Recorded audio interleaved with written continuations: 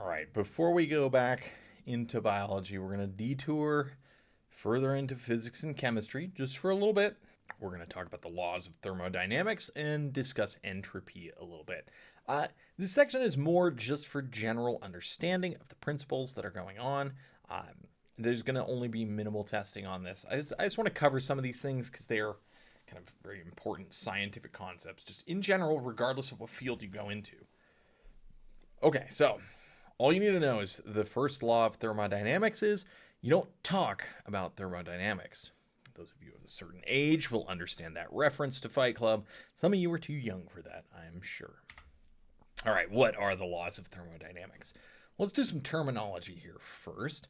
Let's break down thermodynamics. So thermo meaning heat, and dynamics, the study of transfer. So it's the study of energy and energy transfer involving physical matter. That part's kind of important. We're talking about matter and energy in this. We talked a little bit about open versus closed systems in the previous section. So an open system, energy can transfer between the system and its surroundings, whereas a closed system, energy cannot transfer to its surroundings. So biological organisms, which one of these are we? All right, that's right. We are an open system. All right, we have things that come into our system and things that go out into our surroundings. And we've talked a lot about the cell membrane. That's kind of it. But also the organism itself is this open system. Things are coming and going in and out of us. So how does this relate? Well, let's start with the first law of thermodynamics. The really key part of this is that the total amount of energy in the universe is constant. Whether it's usable or not is a different story, but there's a constant total amount of energy. So the first law states that energy may be transferred from place to place or converted into different forms, but it cannot be created nor destroyed.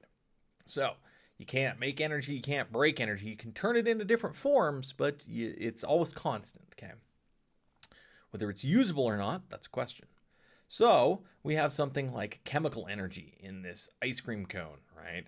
That gets potentially turned into kinetic energy when you go out and ride your bike around, right? You're using that chemical energy to make kinetic energy. We have some other energy transformations like sunlight being converted into chemical energy in a leaf in photosynthesis, right? But the energy here is not being created or destroyed. It's just changing form, going from light energy to chemical energy or chemical energy to kinetic energy. It's just changing form. Okay, that's our first law. Okay, so nothing comes from nothing, basically. It's always there. The second law states that every energy transfer or transformation increases the universe's entropy. That's disorder, is a way to think about it. Basically, this is not usable energy anymore. So heat energy loss is kind of an example of increasing entropy. Energy is transferred from one system to another without doing work. We call that heat energy. So biological systems are constantly expending energy to keep in a state of high energy and low entropy, right?